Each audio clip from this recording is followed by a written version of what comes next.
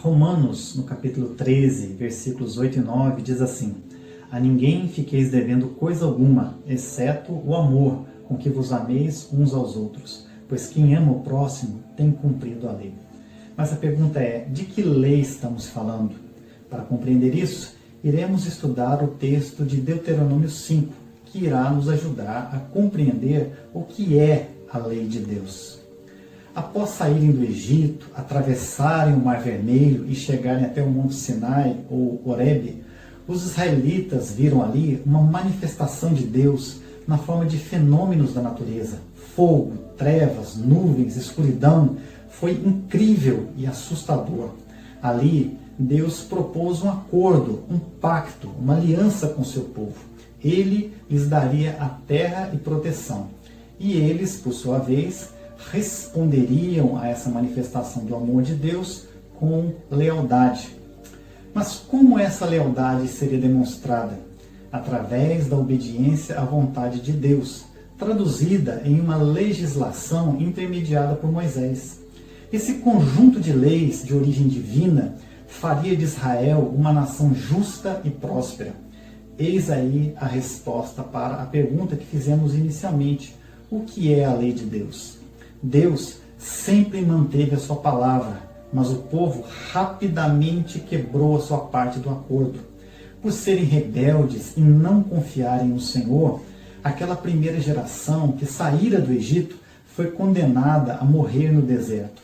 A segunda geração, no entanto, iria sim herdar a terra. Para essa geração, Moisés faz alguns discursos relembrando os pontos mais importantes daquele pacto celebrado no Sinai, que implicava na obediência à lei. Por isso, o nome do livro é Deuteronômio, que quer dizer segunda lei. Na Bíblia hebraica, o nome do livro é Devarim, que significa palavras ou discursos. É importante compreendermos isso, pois em Moabe, onde Moisés fez esses discursos, ele transfere a liderança a Josué, despede-se do povo e prepara aquela geração para entrar em Canaã. Para isso, Moisés faz uma explicação do conteúdo essencial da revelação e do conteúdo mais adequado àquele momento que o povo estava vivendo. Moisés lembra a eles que a obediência ao pacto produziria bênçãos e que a desobediência acarretaria maldições. O objetivo era preparar a nova geração para serem uma nação justa e próspera, que demonstraria às outras nações como era uma vida em aliança com o Senhor. Na introdução do livro, Moisés relembra o período de 40 anos no deserto, mostrando a necessidade de renovação da aliança, para que a nação pudesse, então, experimentar a bênção na terra. Em seguida, Moisés faz o seu primeiro discurso. Basicamente, ele relembra a trajetória pelo deserto, onde a primeira geração demonstrou infidelidade ao pacto, embora Deus sempre se mantivesse fiel. Já no segundo discurso, serão lembradas os termos do acordo, o que Deus exigiu do seu povo. Vamos então nos aprofundar no conteúdo da lei e, assim fazendo, iremos descobrir o que realmente significa amar, mas da perspectiva do Senhor. Lembre-se, na legislação mosaica havia centenas de leis, leis morais, leis civis, penais, religiosas, mas os 10 mandamentos são os princípios de condensação e de interpretação de toda a legislação mosaica. Ao relembrar que Deus havia se manifestado no Sinai, Moisés deixa claro que aquela legislação era diferente das que existiam em seu tempo. Ela não tinha origem na sabedoria de um rei humano, mas a sua origem era divina. Por isso, a aplicabilidade dessa lei é universal, ou seja, serve a todos os povos. O primeiro mandamento diz: nenhum Deus em lugar do Senhor.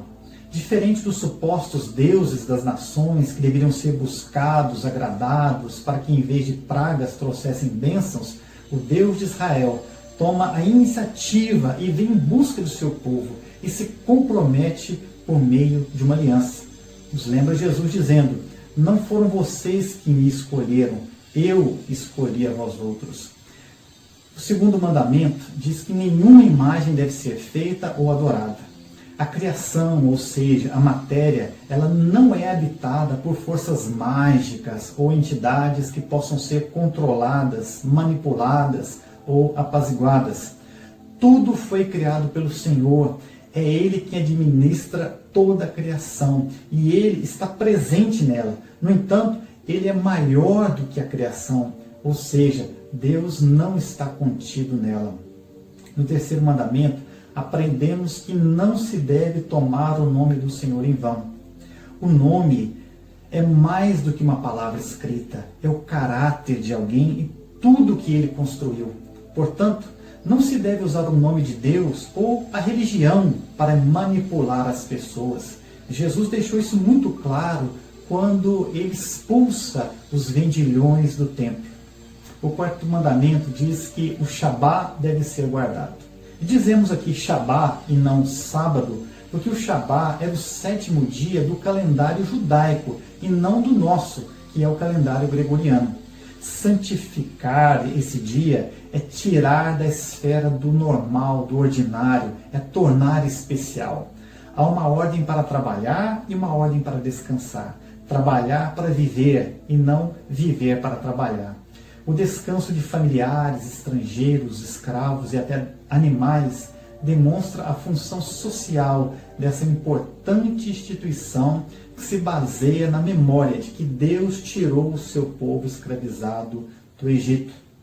Já no quinto mandamento, o que nós aprendemos é que os pais devem ser honrados. É preciso compreender que Israel era formado por famílias que formavam clãs que se uniam em tribos, ou seja, honrar os pais era manter toda essa estrutura de autoridade. Paulo diz em Romanos que as autoridades foram estabelecidas por Deus. É na família que somos preparados para a vida em sociedade.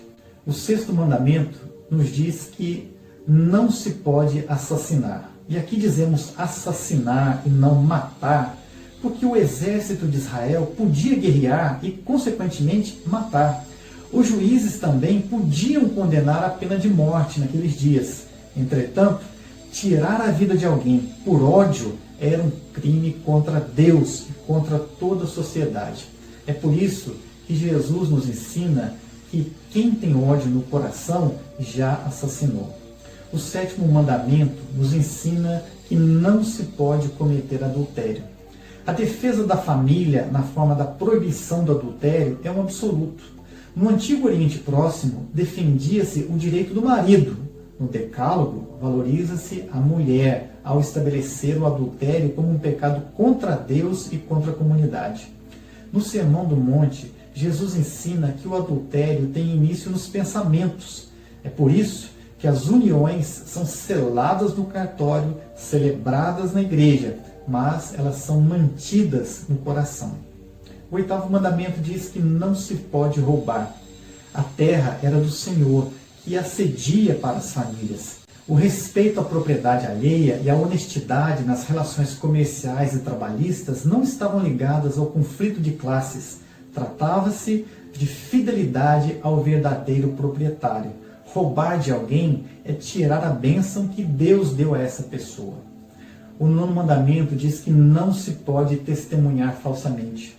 Moisés, amando de Deus, estabeleceu juízes que deveriam julgar segundo a lei e decidir levando em consideração o depoimento de testemunhas.